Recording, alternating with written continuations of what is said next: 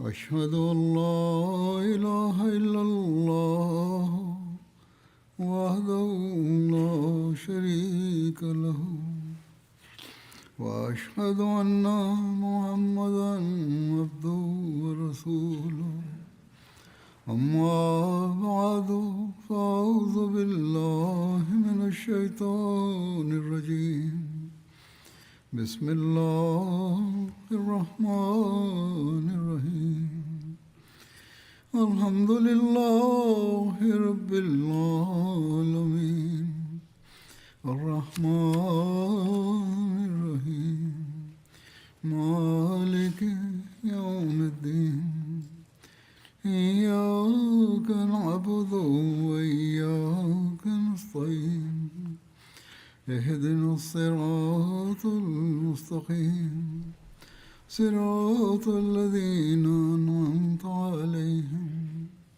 غير المغضوب عليهم ولا الضالين.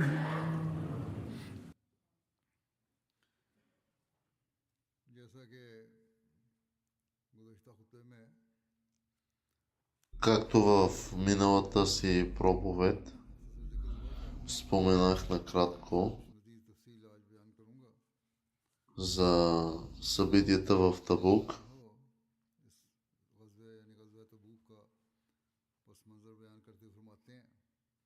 Хазрат Мирза Баширудин Махмуд Ахмад Разилянху е написал относно предисторията за битката при Табук, че Абу Амир Мадани е принадлежал към племето Хазрадж и чрез дългогодишно общуване с евреи и християни той е придобил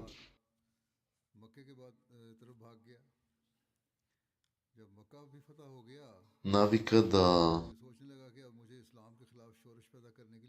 медитира в тишина и да повтаря имената на Бог. И поради този навик той е бил известен като Абу Амир, отшелникът.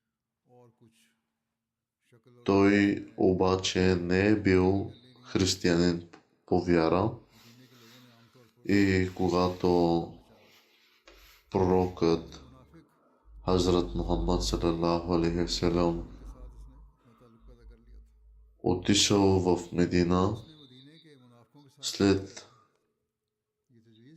преселението, Абу Амир избягал от Медина в Мека и когато най-накрая Мека също се подчинила на нарастващото влияние на ислама, той започнал да крои нови интриги срещу ислама. Той променил името си и обичайния си начин на обличане и се установил в едно село близо до Медина, Куба, тъй като бил отсъствал дълго време и бил променил външния си вид и облеклото си.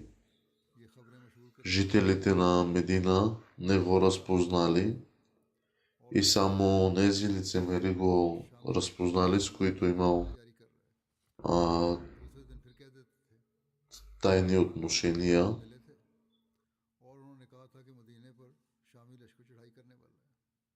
Той се е доверил на лицемерите от Медина и с тяхно съгласие планирал да отиде в Сирия и да подбуди и провокира християнските владетели и християнските араби да атакуват Медина.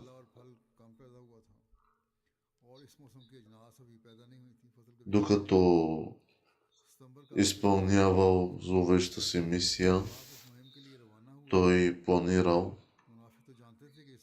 разпространението на недоволството в Медина и неговите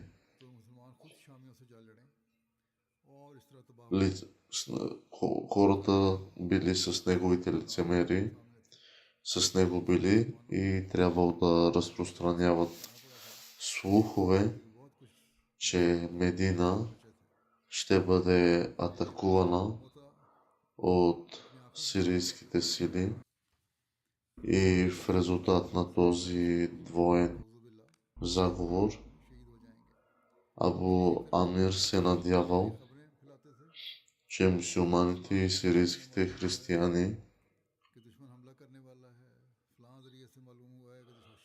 ще воюват, ако планът му не е успял. Той се надявал, че самите мюсюлмани ще бъдат провокирани да атакуват Сирия. Дори по този начин можело да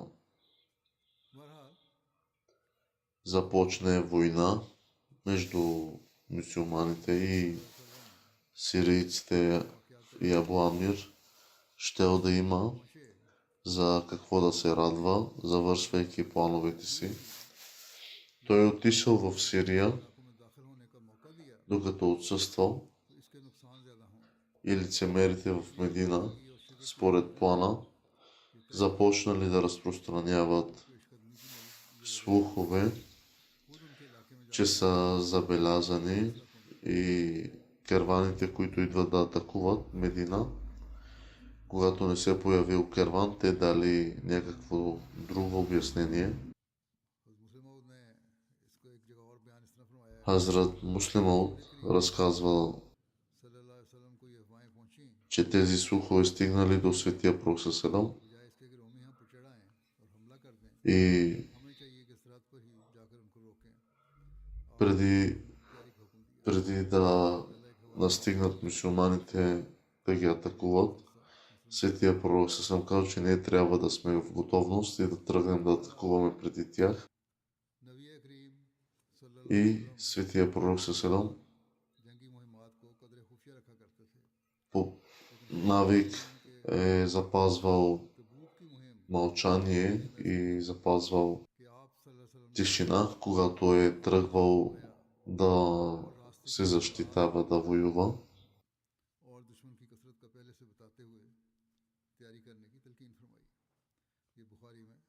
В Бухари е записано, че са се подготвили срещу враговете.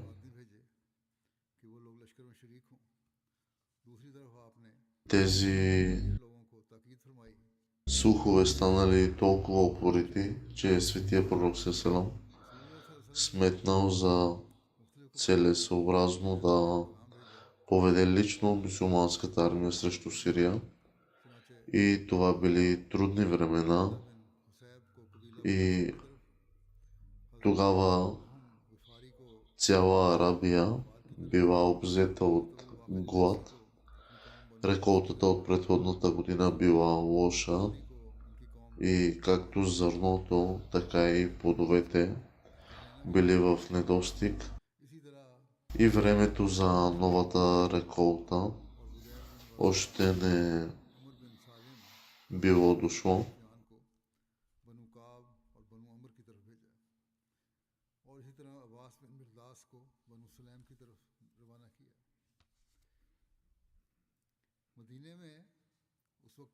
Беше и краят на септември или началото на октомври, когато пророкът тръгнал на тази мисия, но лицемерите знаели, че слуховете са техни собствени измислици. Те знаели също, че целта им е била да провокират мюсюлманите да атакуват и сирийците, ако сирийците нападнат мюсюлманите, и в двата случая конфликта с Великата Римска империя щял да доведе до унищожението на мюсюлманите, както и урокът от Мута беше също пред тях, И при мута мюсюлманите трябваше да се изправят срещу толкова огромна армия, че с големи трудности успяха да се оттеглят и лицемерите се надяваха да организират втора мута, в която самият пророк салалаху алейхи васелам можеше да не дава Бог да загуби живота си в това време, докато лицемерите разпространяваха слуховете за сирийската атака срещу мюсюлманите. Те също така полагаха всички усилия да всеят страх в съзнанието на мюсюлманите и сирийците можеха да съберат много големи армии, срещу които мюсюлманите не можеха да се надяват да се противопоставят. Те призоваваха мюсюлманите да не участват в конфликта с Сирия. Техният план бе от една страна да провокират мюсюлманите да атакуват Сирия, а от друга да ги обезкуражат да атакуват в голям брой. Те искаха и мюсюлманите да воюват срещу Сирия и да претърпят сигурно поражение. Макар в подготовката за предишни битки, светия пророк салалаху алейхи васелам да е пазил плановете в тайна, този път за битката при Табук, светия пророк направил едно общо съобщение и информирал мюсюлманите да се подготвят предвид трудния път, който предстои. И светия пророк салалаху алейхи васелам изпратил вест до околните племена да се подготвят за битка. И светия пророк салалаху алейхи васелам също така изпратил вест до по-богатите мюсюлмани с апел за финансови жертви, за да се осигурят необходимите средства за битката. И по това време в Медина е имало състояние на голям страх, тъй като вражеската армия можела да атакува по всяко време. Мюсюлманите разговаряли помежду си как римският император се е подготвил да ги атакува и въпреки тази атмосфера на страх, сподвижниците показали образи на прояви на преданост, като се подготвили за битката и направили финансови жертви.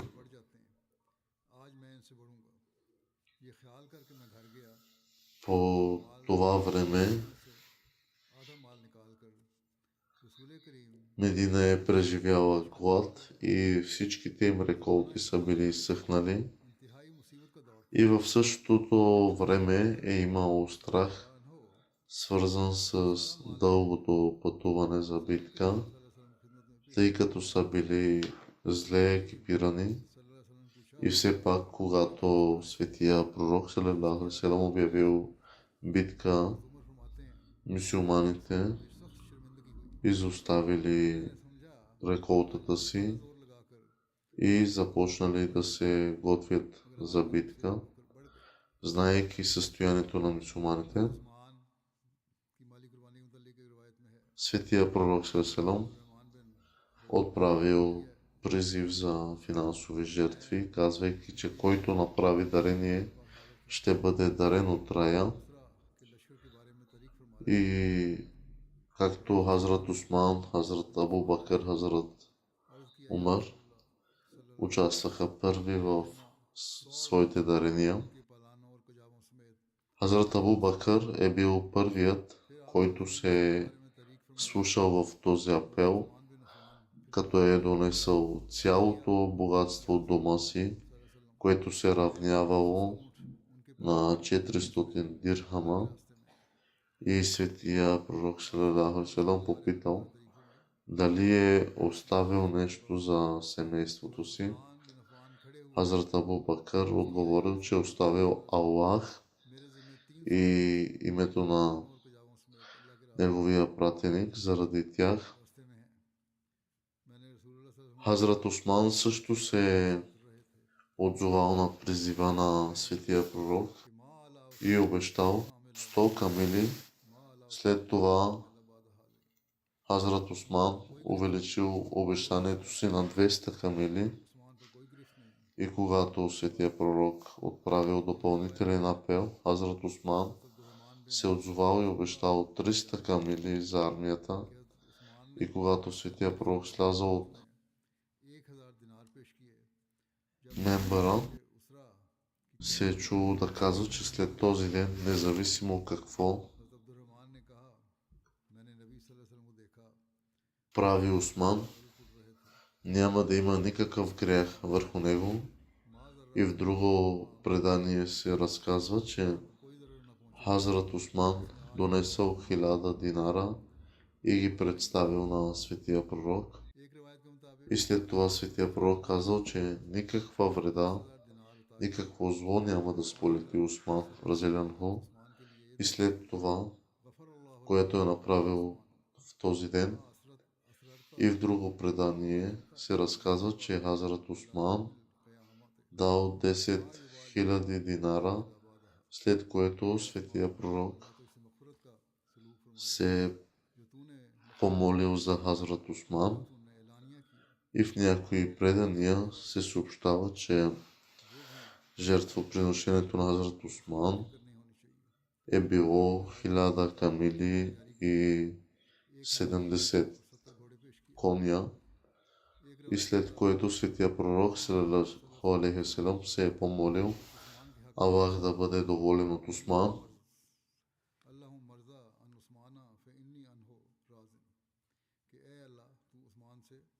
Хазрат Абдуррахман бин Ауф, Хазрат Асим бин Ади, Хазрат Саад бин Убада и Хазрат Мухаммад бин Маслама също са направили големи финансови жертви за тази битка и светия пророк се е молил за тях.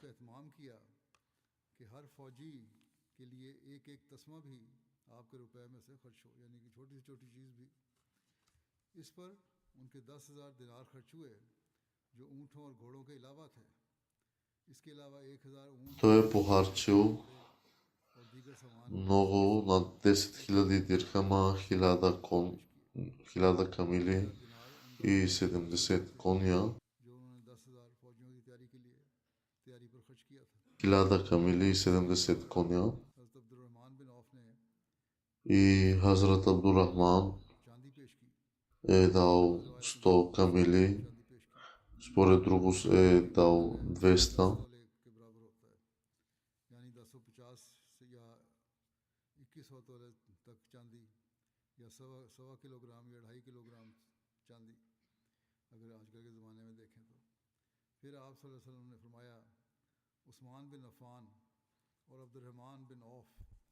Или се равнява на 200, се равнява на 25 кг сребро.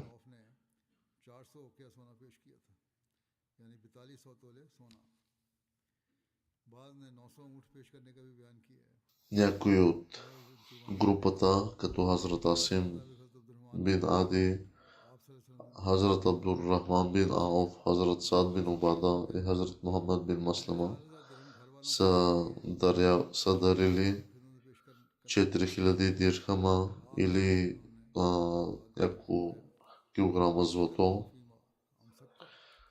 И така светия пророк се е помолил за тях, че което сте оставили за вас и семейството ви, което сте дали по пътя на Аллах, Аллах да е доволен от вас.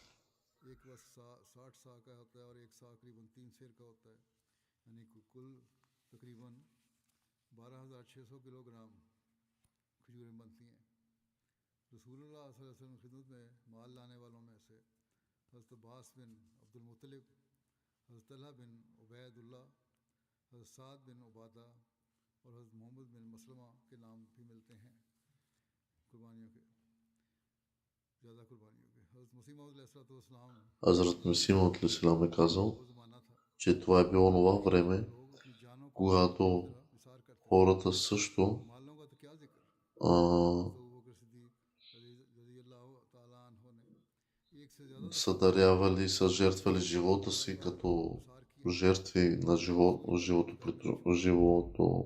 और ऐसा ही हज़रत उमर ने животно अपनी इस्लामी приношение शरा के मुवाफिक और उस्मान ने и अपनी ताकत और हैसियत के मुवाफिक каквото са имали, са और дарявали अपनी и तमाम така са представяли своя живот за жертва इस दीन на इलाही पर приношение като някои животни, जानों समेत इस दीन इलाही पर कुर्बान करने के लिए तैयार हो गए। но всичко е било в फिर आपने цел फरमाया на कि अल्लाह का вярата. फरमान है कि लन तनालुल बिर्रा हत्ता तुनफिकू मिम्मा तुहिब्बून, И Аллах जब казва, तक तुम अपनी अजीज तरीन अशिया अल्लाह जल्ला शानहू की राह में खर्च ना करो докато तब तक तुम не похарчите, не дарите और नेकियों में вашите कोशिश करना। желания, मसीह मौद вашите फरमाते थे любими неща по пътя на कि Аллах, अगर अपना घर का माल няма да और इसके постигнете जंग के अखराजात में से близостта и ये भी नजर आता है благоволението на Аллах.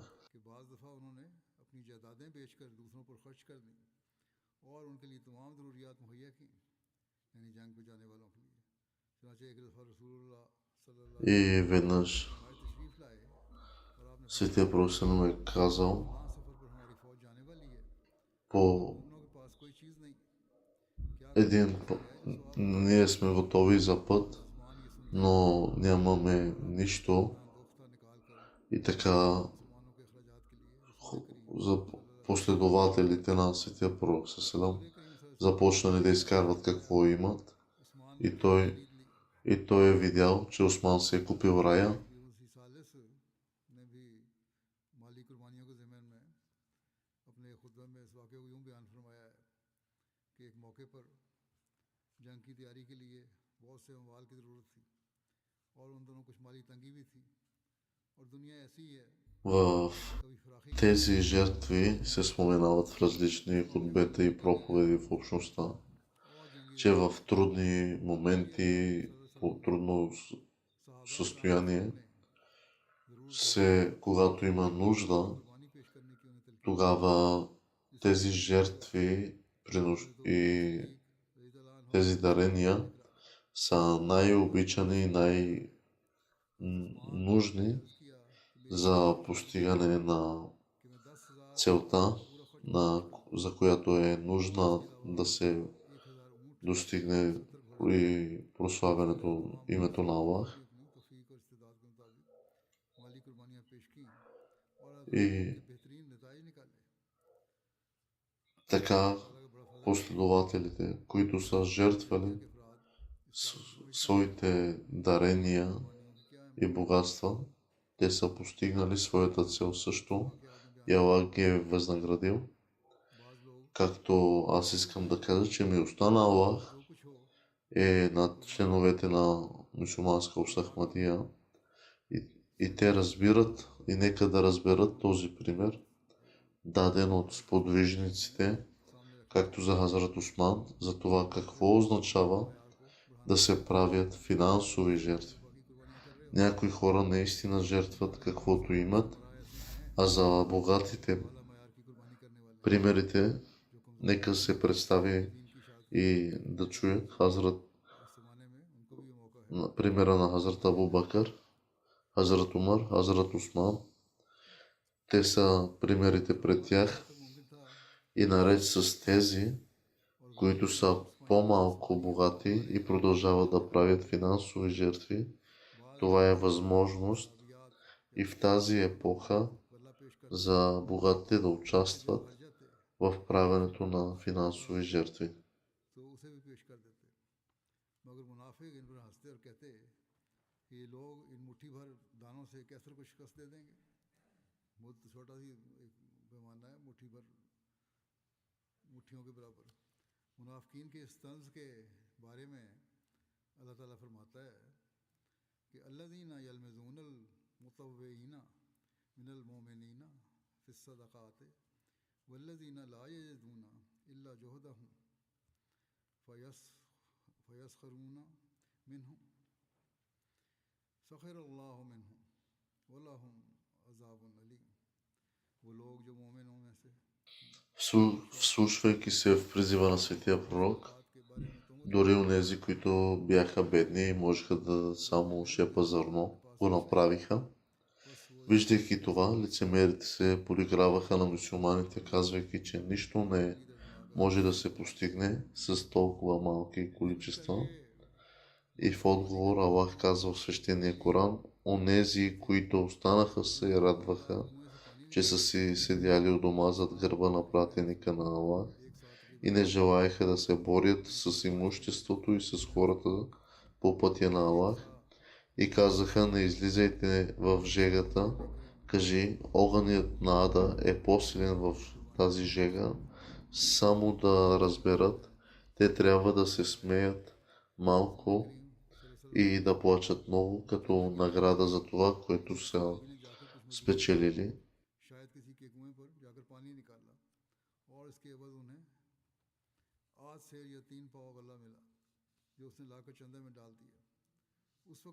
Някои сподвижници също са работили усилено, за да спечелят сума, която след това да могат да жертват. Например, Абу Акил Разиланху, който е работил цяла нощ, вадейки вода от кладенец и я е използвал, за да изхранва семейството си, а след това е представял каквото може като финансова жертва на светия пророк салалаху алейхи ва салям.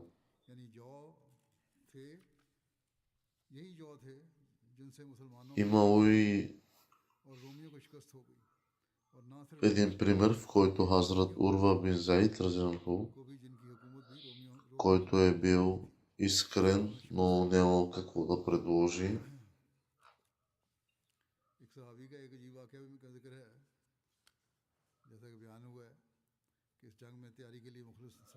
Както е споменато, че различни примери и жертви са направили сахабите в тази голяма нужда, когато е имало нужда исламската армия в това състояние на сахаби, който се е казал Хазрат Урва бин Заид. Той е бил искрен, но нямал какво да предложи. Той се е отдал на молитва, умолявайки Аллах, и казал една вечер в своя намаз, че макар да нямам нищо, Аллах, ти си заповядал джихад, но аз нищо нямам. И твоя пророк, и той няма нищо, но той търси да направим жертви. Аз не мога да присъствам в тези жертви. Затова аз мога да предложа само живота си, но нямал нищо материално да предложи и каза, че прости ми всичко.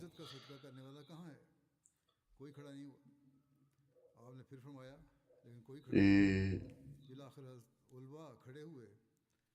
на следващата сутрин той отишъл при светия пророк селам с едни други сподвижници и светия пророк селам попитал кой е предложил почитта му като милостиня предната вечер.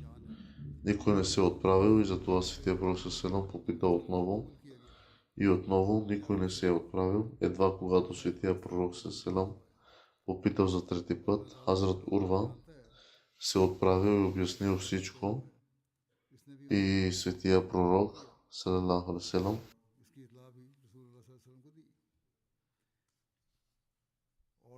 му дал блага вест, че е бил сред онези, чиято милостиня е била приета от Аллах, и това била уникална форма на даване на милостиня. И Аллах, познавайки състоянието на всяко сърце, я е приел.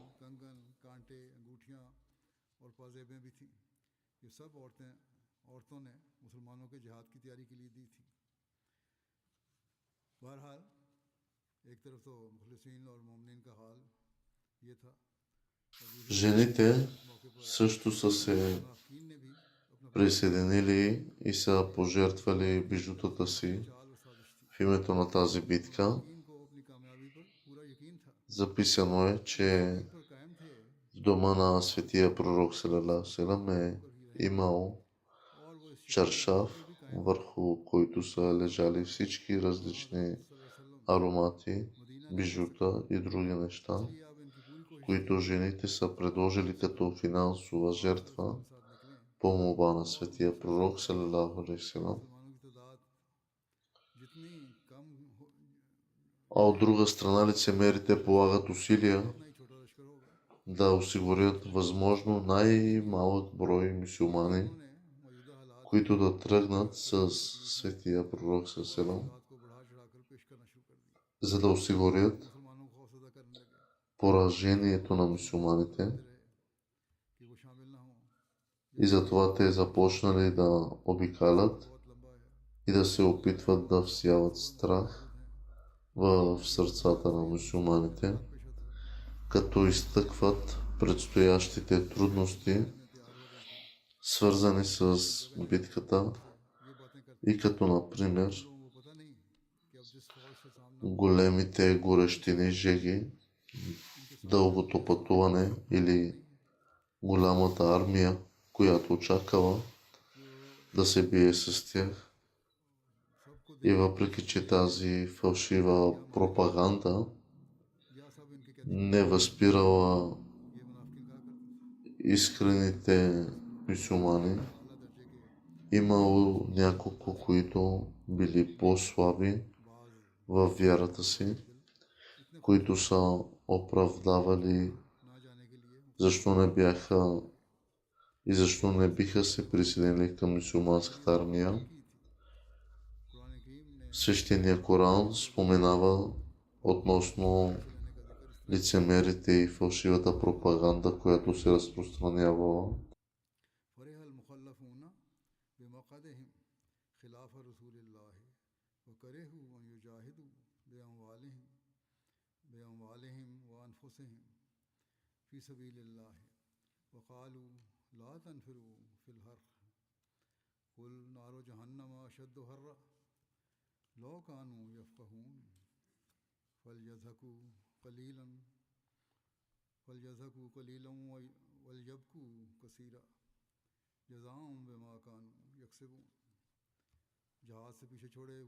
Онези, които останаха, се радваха, че са си седяли у дома зад гърба на пратеника на Аллах и не се съпротивляваха да се борят с имуществото си и с хората си по пътя на Аллах, и казаха: не излизайте в жегата, кажи, огънят на ада е по-силен в тази жега.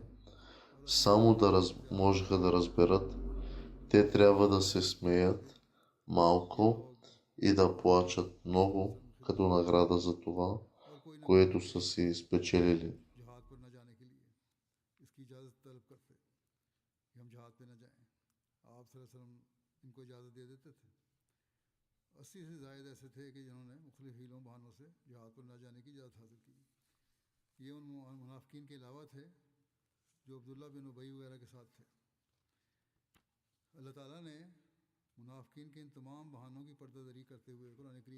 Според събитията и разказите, тези хора ще ли да отидат при светия пророк и да поискат разрешение да бъдат освободени от битката. Имало и около 80 такива хора, които поискали разрешение Аллах е ниспослал стихове в свещения Коран, цитирайки примера на тези хора, за да покаже как човек трябва да се вслуша в призива на имама,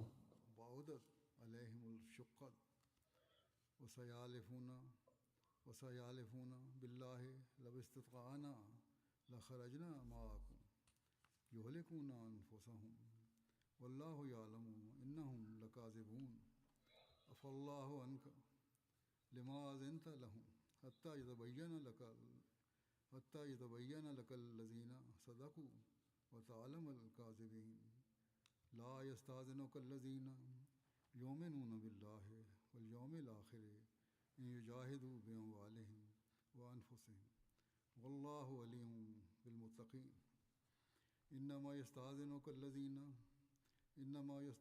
الذين لا يؤمنون بالله واليوم الآخر وارتابت قلوبهم فهم في ريبهم يترددون ولو أرادوا الخروج لأعدوا له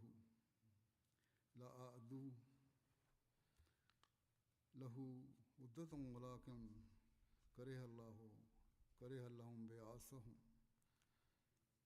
لهم بعاصهم وثبتهم وقيل اقعدوا مع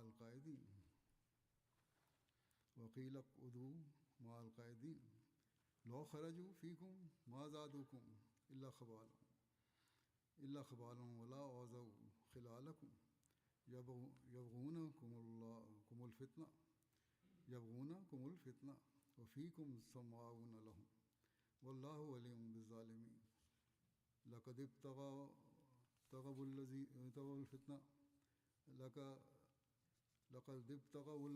الفتنة من قبل وقلبوا لك الأمور حتى جاء الحق وظهر أمر الله وهم كارهون من قبل وقلبوا لك الأمور حتى جاء الحق وظهر أمر الله وهم كارهون अगर फासला नजदीक का हो Ако бе और सफर आसान हो бърза печалба तेरे पीछे चलते и кратко пътуване, उठाना те със сигурност щяха да те последват, но трудното пътуване им се стори твърде дълго и все пак те се кълнат в Аллах, казвайки: ако можехме, със сигурност щяхме да тръгнем с вас. Те погубват душите си, а Аллах знае, че са лъжци. Аллах да отстрани грижите ти. Защо им позволи да останат, докато не ти станат известни онези, които говореха истината, и докато не познаеш лъжците, онези, които вярват в Аллах и в последния ден, няма да те поискат разрешение да бъдат освободени от борбата с имуществото си и с душата си. И Аллах добре познава праведните. Само онези ще поискат от теб позволение да бъдат освободени, които не вярват в Аллах и в последния ден, и чието сърца са пълни със съмнение и в съмнението си се колебаят. И ако бяха възнамерявали да излязат, със сигурност щяха да се приготвят за това, но Аллах не желаеше да излизат, затова ги възпря. Им беше казано: седете си вкъщи с онези, които седят. Ако бяха излезли с вас, щяха да ви добавят само неприятности и щяха да се лутат между вас, търсейки раздори между вас. А сред вас има и такива, които биха ги послушали. И Аллах добре знае угнетителите. Те се стремяха да всеят безредици още преди това и крояха заговори срещу теб, докато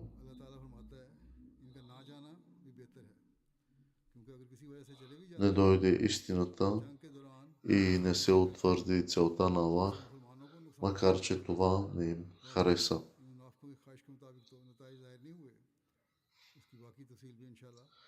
Ще продължа да споменавам събития и подробности в бъдеще.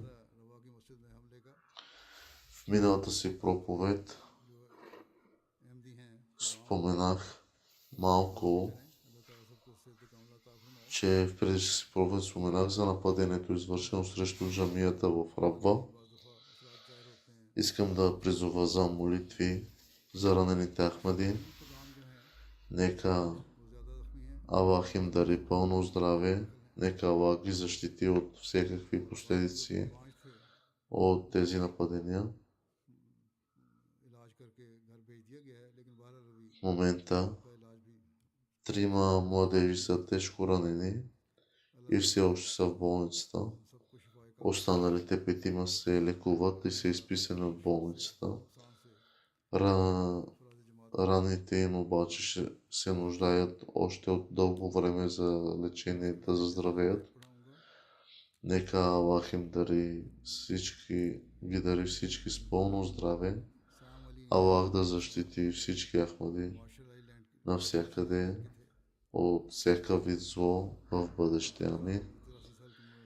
След проповедта си ще ръководя намаз джаназе, покойна молитва за следния починал член.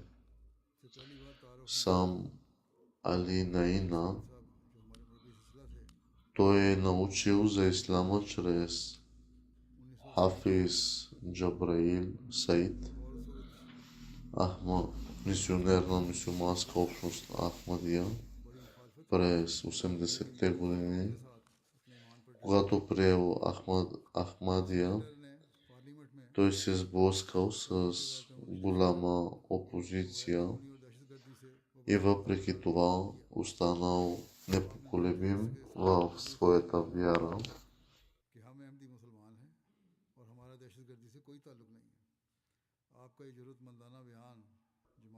Сенатор обявил ислама за терористична религия и сам Али Наина смело написал във вестника, пояснявайки, че исламът няма абсолютно никаква връзка с тероризма. Той е изиграл роля в регистрирането на общността в Маршаловите острови.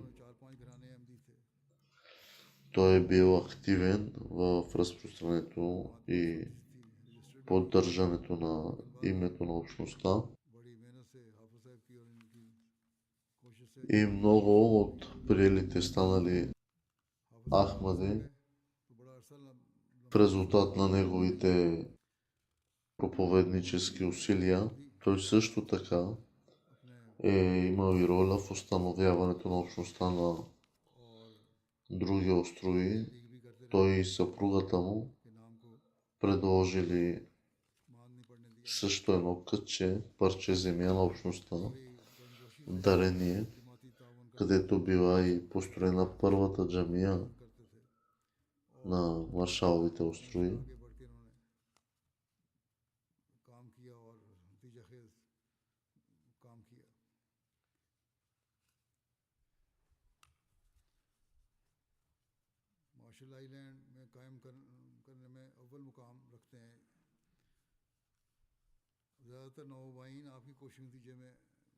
И много от Ахмадите са благодарени на неговите усилия. Той е бил и също главен ръководител на общността в своето място.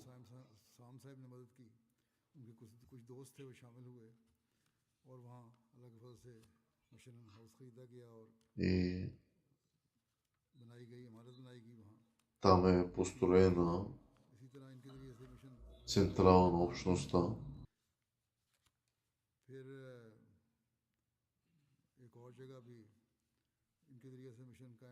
Също така на много места, в различни острови, благодарение на неговите усилия, са построени различни сгради и джамии, като в най-малко на три места. И той каза, че това всичко е благодарение на Аллах. Не е чрез мен, а това всичко се е случвало чрез благословите на Аллах.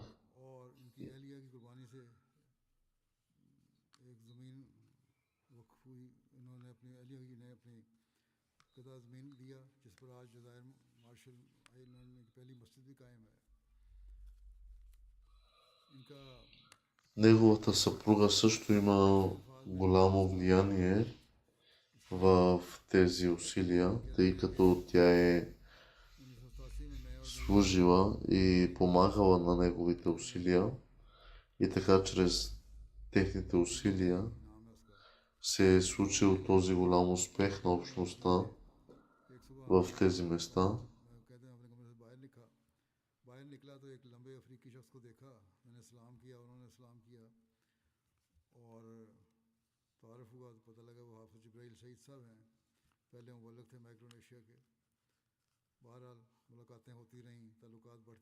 Така той е излизал и се е запознавал с различни нови хора. Имал е желанието да проповядва и прочитал различни стихове от Корана относно Иса алейхиссалам.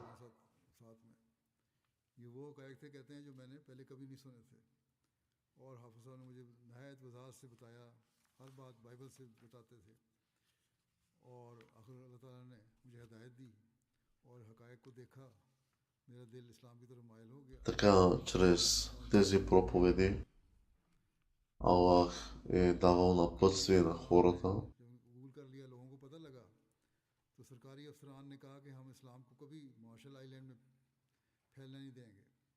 И различни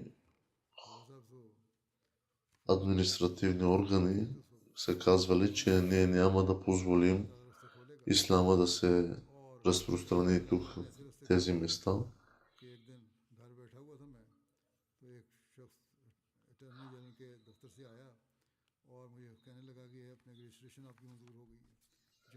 И така скоро време след тези разговори получих писмо вкъщи, че вашата общност е регистрирана.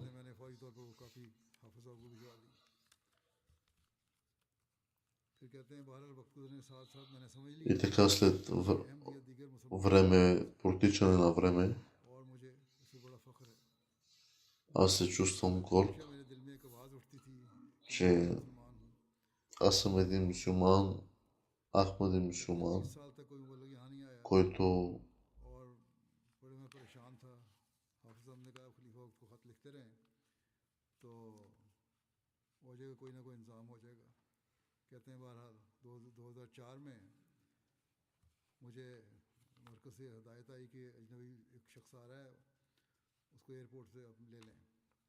през 2004 година ми дойде едно писмо да посрещна от летището един мисионер.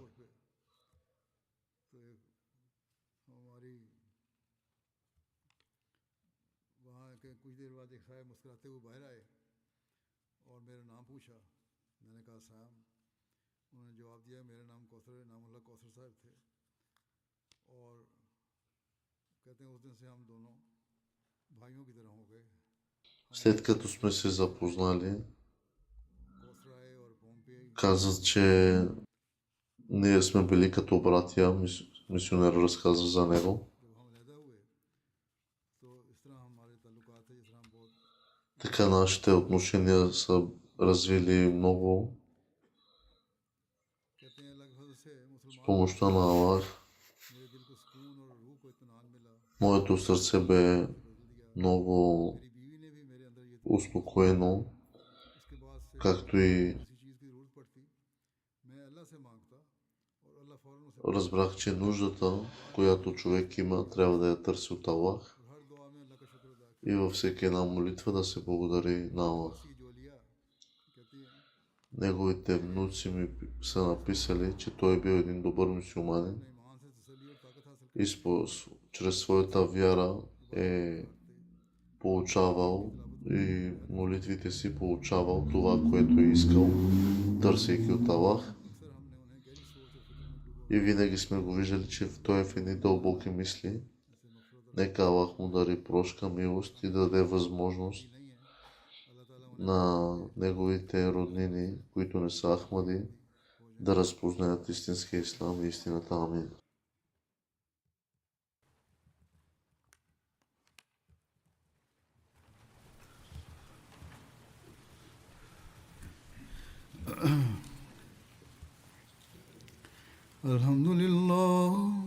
الحمد لله نحمده ونستعينه ونستغفره ونؤمن به ونتوكل عليه ونعوذ بالله من شرور أنفسنا ومن سيئات أعمالنا من يهده الله فلا مضل له ومن يضلل فلا هادي له ونشهد أن لا إله إلا الله ونشهد أن محمدا عبده ورسوله عباد الله رحمكم الله إن الله يأمر بالعدل والإحسان وإيتاء ذي القربى وينهى عن الفحشاء والمنكر والبغي يعظكم لعلكم تذكرون اذكروا الله يذكركم وادعوه يستجب لكم ولذكر الله أكبر.